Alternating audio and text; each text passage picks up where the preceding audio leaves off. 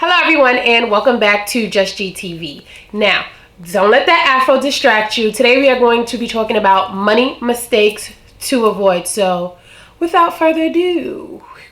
Now, I've always been aware of my finances, but I didn't always make smart decisions. When I graduated college and had that full-time offer, honestly, all I was focused on was the dollar signs. I was aware that I had student loans that had to be paid, and I also knew that, with those student loans came the 6-month grace period. So I had all the intentions to, set up my payments, find out where all of my loans were located, and make my payments, but that was as far as my plan went. The mistakes I made financially honestly had nothing to do with a lack of knowledge, but more so the desire to keep up, honestly. I graduated school, had this fancy degree, and I wanted to show what that looked like money-wise, if that makes sense to you.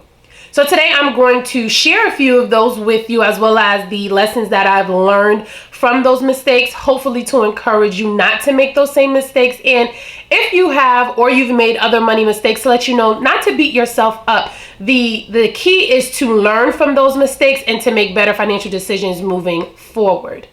Being financially responsible, financially savvy, independent, all of that good stuff, honestly, is a journey, and we don't have all the answers, right? So it takes time, it takes making some mistakes, you have to learn from them, and you have to move on. I know I have, and that's why I'm sharing those with you today. So the first mistake I'm going to talk about is using my company card for personal purchases.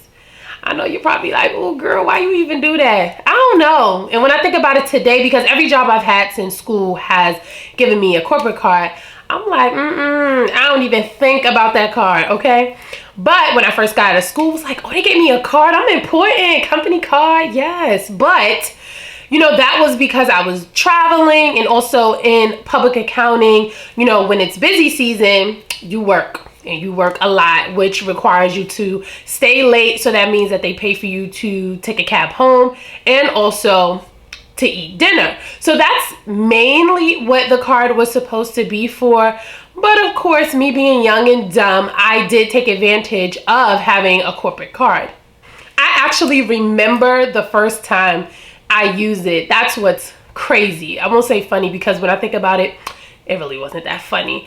I was going on vacation. I believe it was New Orleans. We were going to Mardi Gras, and a flight came through that was very cheap, and I didn't have the disposable income at that moment to purchase the flight, but I did have my corporate card. So I went ahead and I purchased the flight on my corporate card, and then when I got paid, I paid it back. So the thing is, paying it back, was I responsible? Yes, but I wasn't supposed to use the card in the first place, because that was not a corporate purchase. It wasn't for anything that was work related. And what that did though was it put it in my mind that, oh, I paid it back, so what's the big deal? So because of that, that started a series of purchases of me getting comfortable with using my card to do personal things or make personal purchases. Oh, and then pay it back. Did I pay it back? Of course I did. But I got too comfortable with using the card, and that money that I was using that technically wasn't mine could have been put to use elsewhere. So the lesson here is, if you work for a company that gives you a corporate card, use it for the purposes that you've been given. The second money mistake I made was taking out a personal loan. If you've ever had financial discussions with me one-on-one and mentioned personal loans, you know how much I am against them. You get these loans, they have super high interest rates, take forever to pay off, especially if you're only paying the minimum. It just wasn't worth it. And to be honest, I'm not completely sure why I even took out the personal loan. But with all my student loans, why would I need an additional loan? I'm certain that the reason probably was dumb. And the fact that I don't remember, that tells you I probably didn't need it. It took way long to pay off, and honestly, it just wasn't a smart decision to make. Normally, these loans are used for quick fixes, or if you have some type of emergency. I'm not sure what my emergency was, or if I even really had one, but the fact of the matter is, it's better to have an emergency fund, a cushion, to make up for these things that might pop up, versus taking out these these personal loans because they don't pan out when you think of the cost to benefit analysis.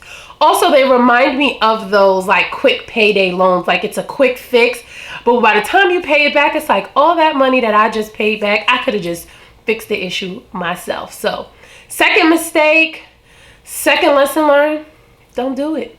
So my third financial mistake was not creating a debt payoff plan. When I graduated school, I had the mindset that I have these loans, the balances are high, I'm not stressed about paying them off. I'm gonna make sure I pay the minimum and pay on time so that I keep my, good credit score and I keep my credit report looking good. But as far as paying them off, it was like, whatever, whenever, doesn't matter. And that's the wrong attitude to have. Now, I know people have different feelings when it comes to student loan debt. Maybe you have a lot, so you feel like it's not worth it trying to pay it off. Or maybe you have, not that much where it is very doable to create a payoff plan. But for me, I don't want to be living in debt forever. And I know that there's no such thing as a good debt, so to speak. But if I'm going to be in debt, I'd rather it be for, let's say, a mortgage versus still paying off school when I graduated years ago, right? So not creating a plan really held me back because I've been in the professional world for years now. When I think of the amount of money that I've made from the time that I've graduated, I know that I could have been further along in paying off my student loans.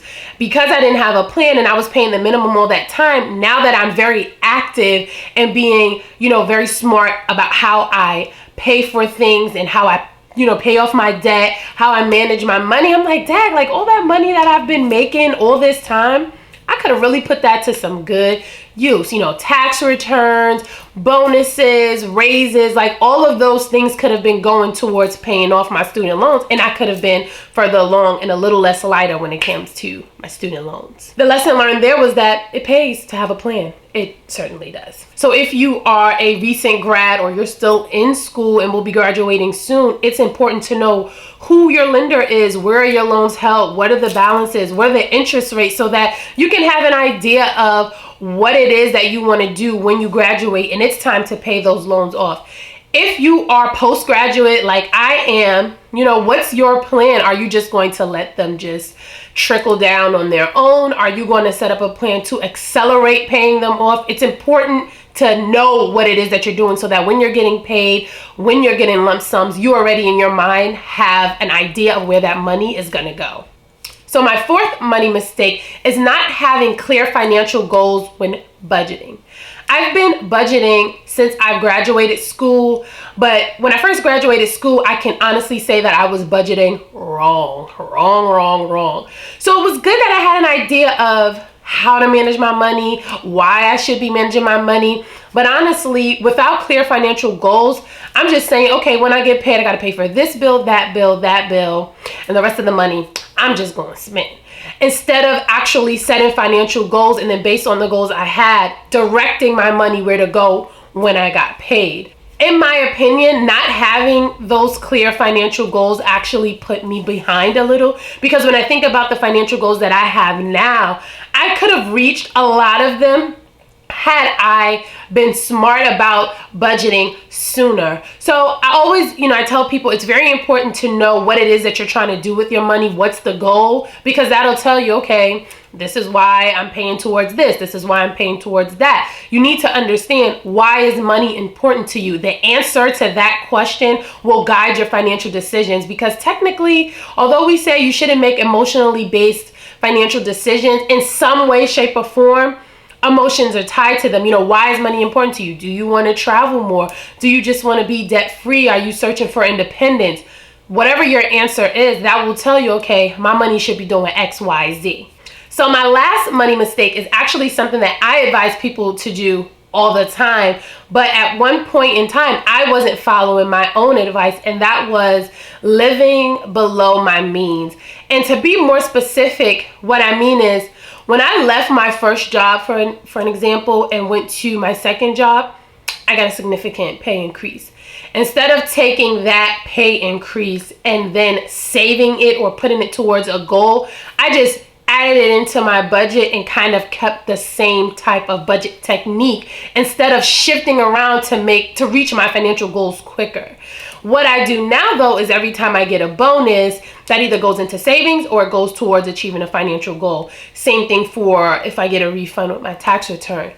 This last job that I have, same thing. I got a significant raise.